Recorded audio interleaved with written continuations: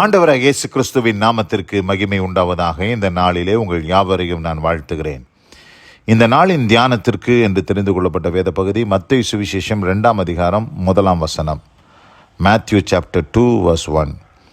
ஏரோது ராஜாவின் நாட்களில் யூதேயாவில் உள்ள பெத்லெகேமிலே இயேசு பிறந்த பொழுது கிழக்கிலிருந்து சாஸ்திரிகள் வந்தார்கள்.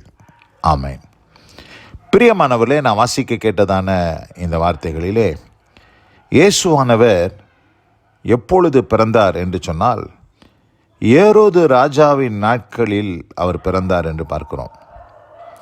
இருக்கிறதுலே ஒரு கடினமான ஒரு ராஜ்யம் அப்படின்னு சொன்னால் அது ரோம சாம்ராஜ்யம்தான்.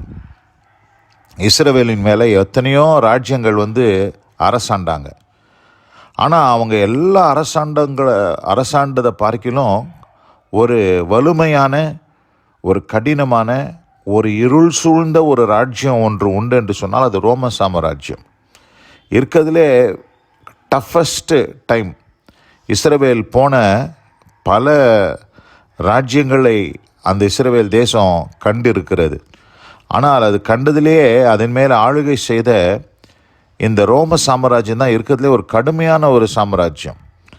அந்த சாம்ராஜ்யத்தின் நாட்களில் தான் இயேசுவானவர் பிறந்தார். இயேசு கிறிஸ்து பாருங்கள், எப்பொழுதுமே எது கஷ்டமோ, எது கடினமானதோ, எது நம்மளால் சகிக்க முடியாததோ அந்த சூழ்நிலையில் தான் ஆண்டவர் கிரியை செய்ய வருவார். ஒருவேளை இந்த இயேசு கிறிஸ்து தாவீது ராஜாவின் காலத்தில் பிறந்திருக்கலாம். சாலமோன் அரசாட்சி செய்த நாட்களில் பிறந்திருக்கலாம். அப்போல்லாம் பாருங்கள், தேசம் அமைதலாக இருந்துச்சு, தேசத்தில் சகல அனுகூலங்களும் இருந்துச்சு. அந்த அனுகூலத்தின் நடுவில் இயேசு கிறிஸ்துவும் பிறந்திருந்தார்னா இன்னும் அது அவருக்கு ரொம்ப ஏற்றதாக இருந்திருக்கும். ஆனால் இயேசு கிறிஸ்து அப்படி வரல.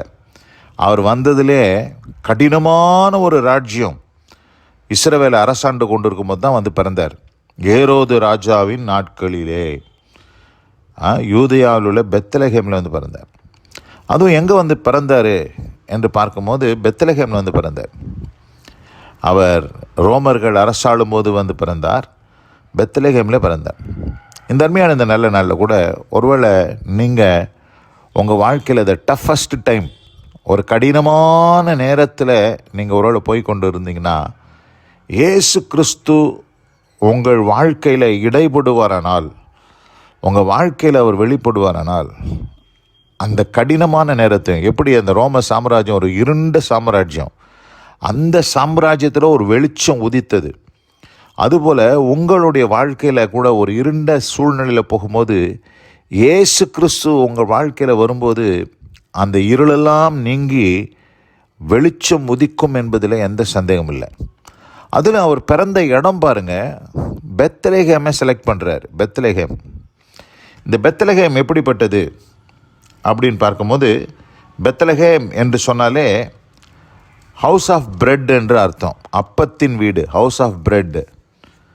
அந்த அப்பம் இயேசு கிறிஸ்து சொன்னார், நானே ஜீவ அப்பம்னு சொன்னார்.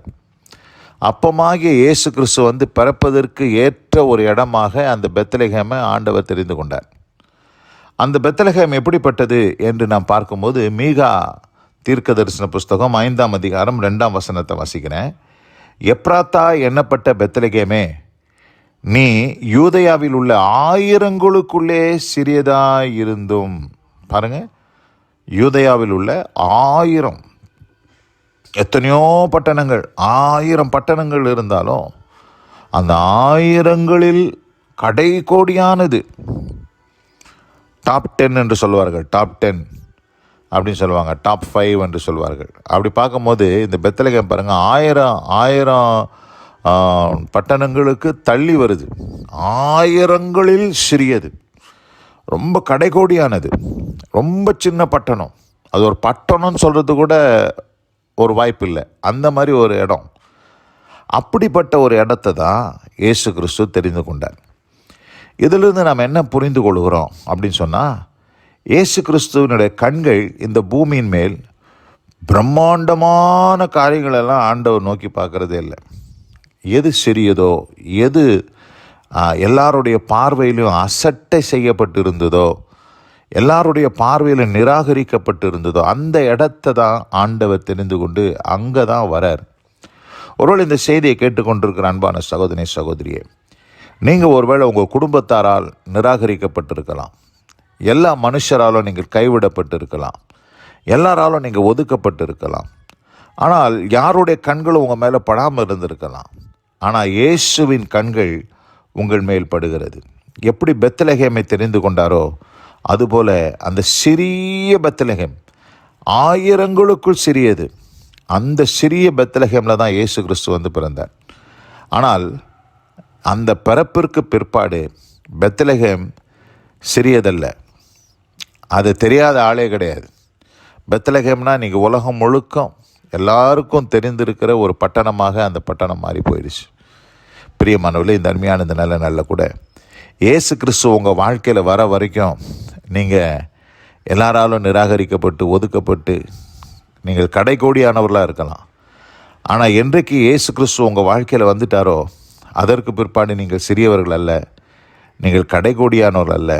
உங்களை ஆண்டவர் எல்லாருடைய கண்களுக்கு முன்பாக உயர்த்துவதற்கு தேவன் போதுமானவராக இருக்கிறார். இந்த அருமையான இந்த நல்ல நாளில் கூட எப்படி இயேசு கிறிஸ்து ஏரோது ராஜாவின் நாட்களிலே யூதேயாவில் உள்ள பெத்லகேமிலே வந்து பிறந்தாரோ அதுபோல் இன்றைக்கும் ஆண்டவர் உங்கள் வாழ்க்கையில் இங்கே டஃபஸ்ட் டைம் நீங்கள் போய் கொண்டிருக்கலாம். அந்த சூழ்நிலையில் இயேசு வருகிறார். எல்லாராலும் ஒதுக்கப்பட்டு சிறுமைப்படுத்தப்பட்டவர்களாக நீங்கள் இருக்கலாம். உங்கள் வாழ்க்கையில் இயேசு கிறிஸ்து வந்து உங்களை உற்சாகப்படுத்த, உங்களை மேன்மைப்படுத்த, உங்களை தெரிந்து கொள்ளும்படியாக வருகிறார் என்பது தான் உண்மை.